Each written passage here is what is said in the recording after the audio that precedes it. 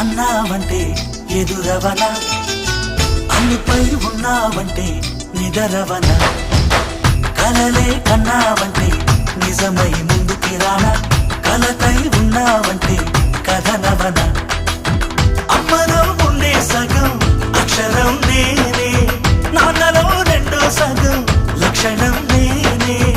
అమ్మ తోడు నాన్న తోడు అన్ని నీకు అన్నే చూడు, చెల్లిపోని బంధం నేనమ్మా చిటి చెల్లెమ్మా, వెళ్ళిపోని చుట్టం నేనమ్మా.